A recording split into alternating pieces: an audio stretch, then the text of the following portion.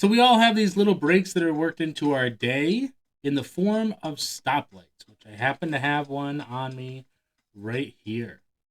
So as you can see, I got two cards. The top card has the stoplight, the other one is black. And now, these colors, of course, have special meaning to all of us. Red means stop. Yellow means caution. And of course, green means go. So let's go. Now, of course, we're going to have one of these colors selected. Preferably you would be here and we would do it that way. But since you're not here, we're going to have to do it a little bit differently. We're going to use the die. Now, we got a 3 on the die, but we're going to roll it one more time just to simulate that this isn't a loaded die or anything. So there's a 4, that's going to be 2. So TWO is going to give you green. Green is a good choice. Because like I said, we got to go. So one last look. There we go. And then it simply passes, driving reference. And then this one has to stop, and this one can go. Ta-da! Well, there you have it. Thank you, everybody. Now let's jump into Chapter 5, Scripting and Rehearsing from Maximum Entertainment 2.0.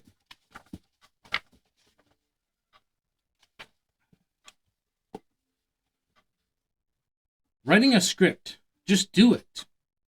I did it. Industrial shows occupy a unique niche in show business. Some of the most talented actors, writers, singers, dancers, and musicians in the land specialize in this branch of the business. They can earn excellent money without making a dent in the public consciousness. From time to time, a firm hires an actor to play a magician for one of these gigs. He learns the scripts frequently written by a magician, does the show, and moves on in his career. For him or her, the role of being a magician is merely another job. For every other person who sees themselves as a magician, the pursuit of magic began with varying degrees of passion. As a hobby, a pleasurable pastime, something you would do for free. Shh, don't let the outsiders know that. Now, here comes Weber saying you should write out a script for your performance. Not only that, I'm exerting you to expand as much effort on your script as the writers of the industrial shows do for their non-magician actors. Yes, I know. That smells like work. And work don't jibe with hobby. I won't do it, I tell you! Exclamation point. Calm down and let me tell you why you must. In my life, in both my business and entertainment careers, I always rebelled against the common advice too. List your goals, your strengths, your weaknesses. Write down where you see yourself in 5 years. Name the 5 biggest roadblocks to your success. Yada, yada, yada. For years, anything that remotely smacked of New Age psychobabble, even these modest requests to focus my energies, set me into a fit of I don't need to do this! Exclamation point! My mistake? Looking back, I now sheepishly admit to myself that the times I did get off the couch and write things down always paid off big time. Writing a script forces you to think slowly, word by tortuously pulled from your brain word, about where you're headed and what your audience should expect from you. For just one example, the physical act of putting words on paper prevents you from going from point A to point C without considering point B. Put simply, writing helps you bring your routine into sharper focus. But writing it all down is just step 1. Next comes the writing. The rewriting and the polishing. So this is what we talk about. We talk about practice, perform, promote, then practice some more. And it should be a repetitive cycle until you get better and better. A side note on this, as we get further in, we'll come back to that. But write, fix, repeat. Eugene Berger, beloved creator, performer, and teacher, urged all performers to write out their routines. in 13 at Dinner, originally published in Genie in April 2000, then reprinted in October 2017, tribute after his death, Eugene made it clear good writing is rewriting. He tells us that after getting the first draft down, when he starts the editing process, I experience the deepest enjoyment from my involvement with magic. Here, for me, is where the real joy appears. I repeat, good writing is rewriting. So get your routines down on paper. It may not be fun, but do it. To make it easy on yourself, use the dictation feature on your smartphone. Do it carefully, writing down both the words you will say, the dialogue, and the actions you will take. Later, after a few hours at least, or better yet, after a few days, go back to your written words and you will see them with a fresher perspective. In my financial business, I write a good deal of marketing material. Every time I write a new marketing piece, I'm certain that it's a gem at birth. And then I look at it a few days later and wonder, who wrote this crap? Time works in your favor as your thoughts marinate in your skull. Your subconscious mind dices and chops and invents variations on the original theme. If you don't write a script, details will most certainly escape, and those details can make the difference between good and great. Be a marksman with your words. Remember the big three reactions. Every sentence you utter, every word, should be aimed at one of these narrowly defined targets. Rapt attention, astonishment, laughter, plus, when required, necessary instructions or explanations. That's it. Anything not fitting one of these targets is most likely fluff that hurts your show. And I mean anything. Unnecessary words weigh you down and dilute your impact. As you write and rewrite your script, check it against the four targets. Edit out as much as you can without causing severe damage to the routine. Remember also that clarity of purpose is essential to achieving the third pillar of entertainment success. Capture the excitement. Choose and structure routines so that no doubts linger about what you are doing and why you are doing it. You dampen excitement if the audience is confused about anything. Actions and dialogues. When you write your script, you must include the words you say and the actions you will take. If you really get serious about this, you might invest in specialized script writing software to facilitate the process. But for most performers, any word processing program will suffice. Don't neglect the actions. Sure, Shakespeare left us almost no stage directions, but you ain't no Bard of Avon. The more detailed your script, the better. Again, the aim here is to get you thinking about the minute that at first may seem unimportant. Is the egg bag in your left hand or your right?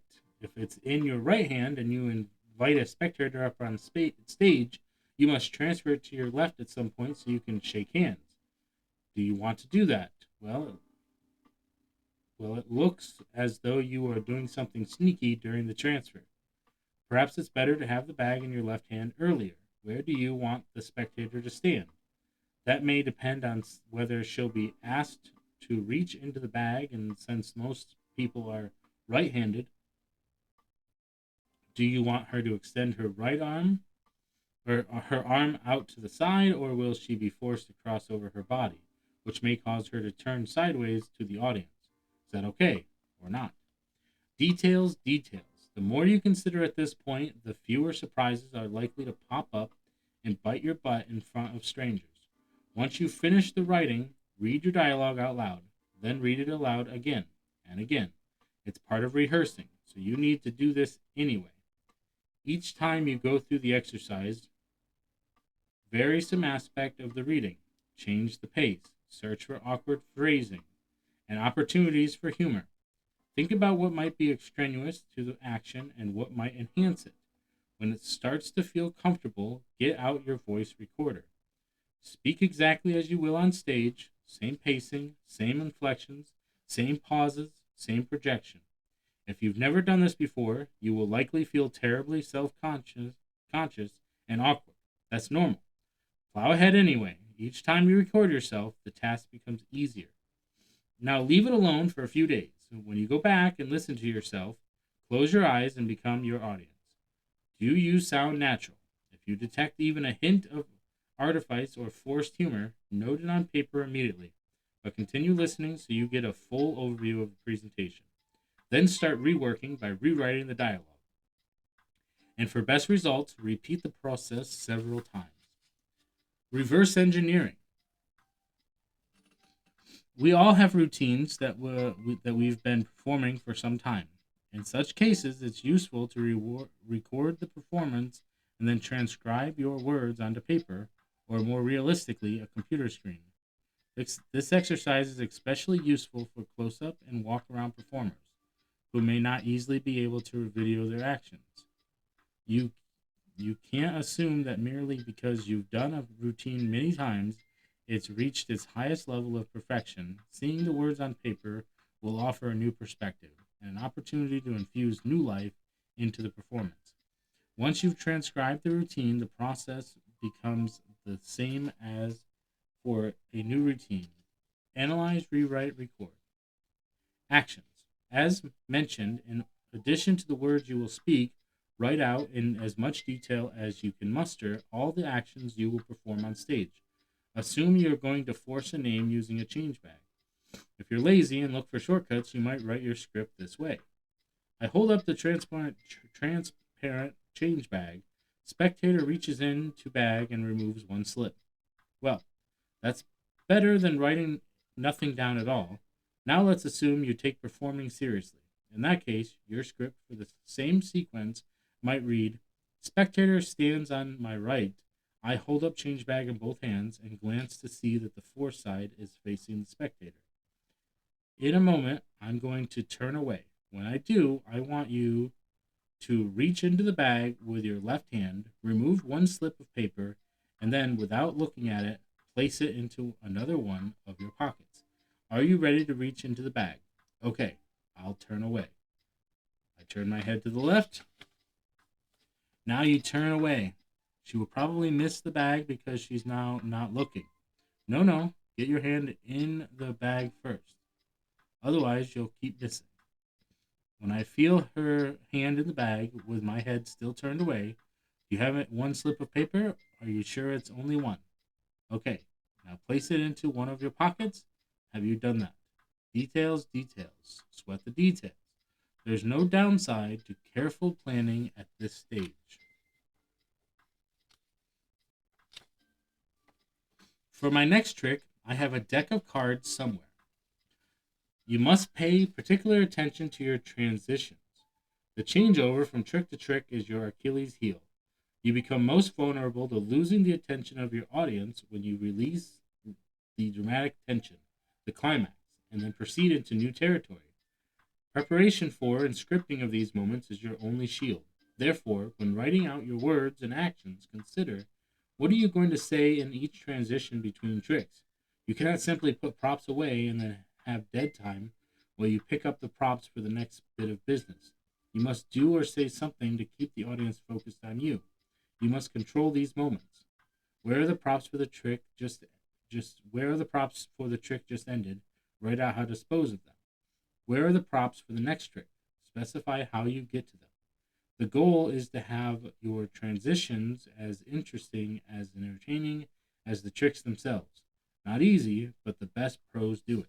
Do you? Thanks for the memorize. Some performers worry that committing a script to memory removes this spontaneity. That should be a groundless fear. First, virtually all successful performers, actors, magicians, and comedians say the same words in more or less the same way night after night. They have mastered the art of making the rehearsed sound fresh. You will learn some of their tricks of the trade in the chapter on your voice. Second, locking the words into your brain is the very thing that allows you to intentionally veer off course now and then, secure in the knowledge that you can scamper back to your meticulously thought out script. When rehearsing your script, you must practice saying your lines aloud. At first, you will feel self-conscious. Get over it.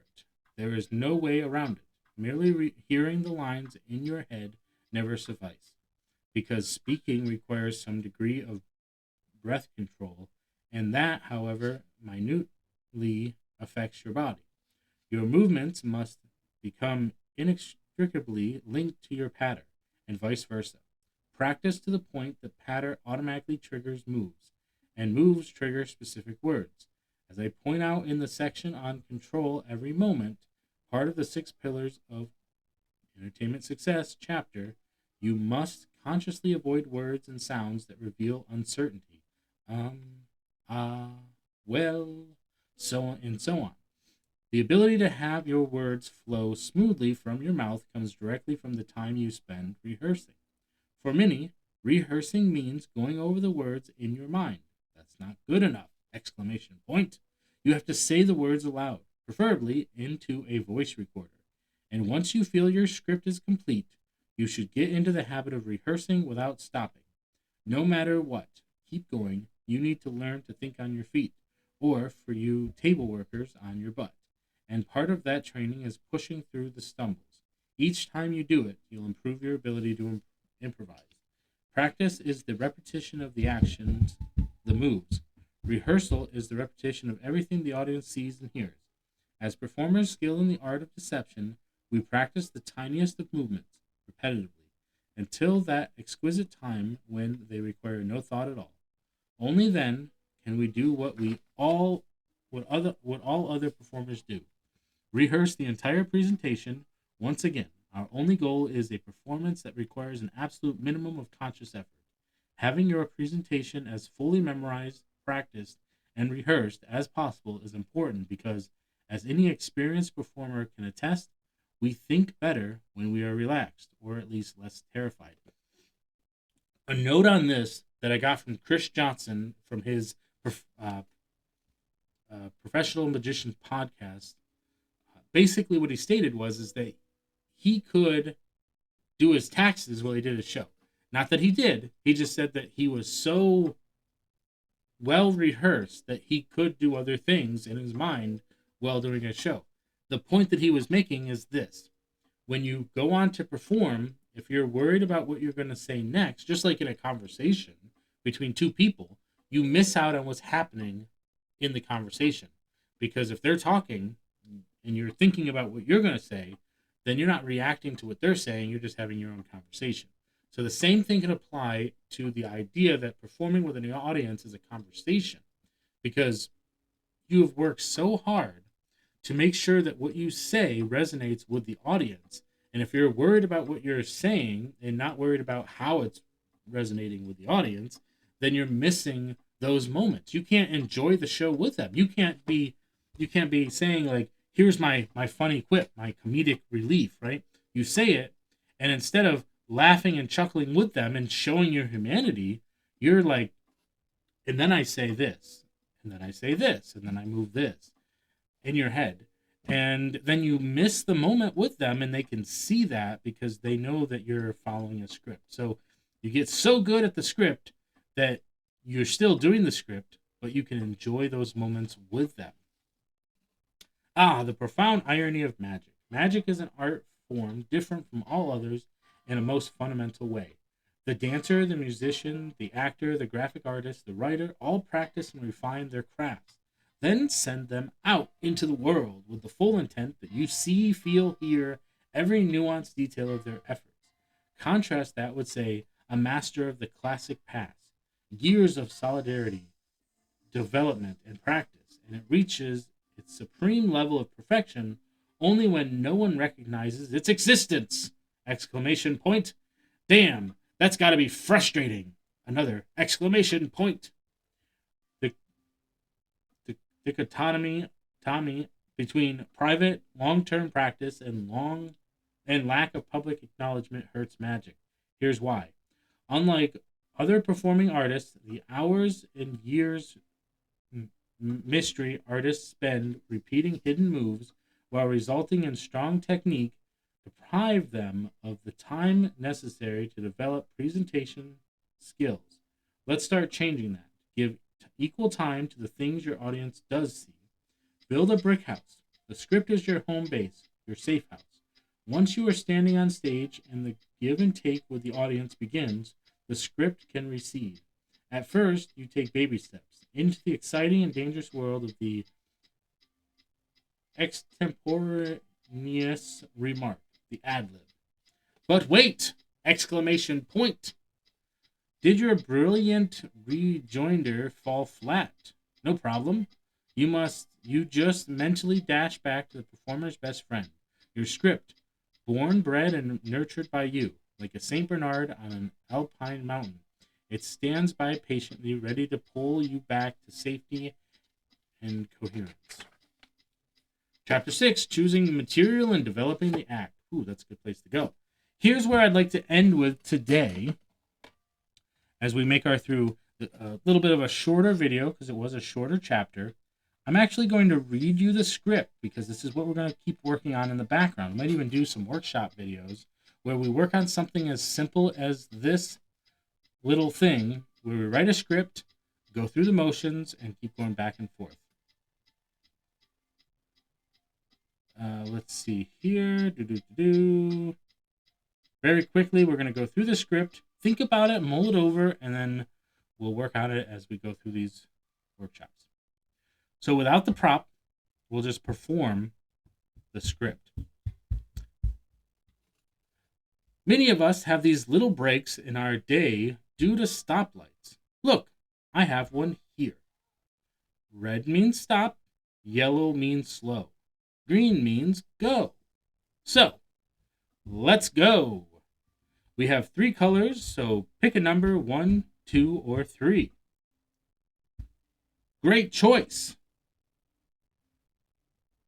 Obviously, your options, let's say they pick 4, which is 2. So you pick 2, TWO, that would be green.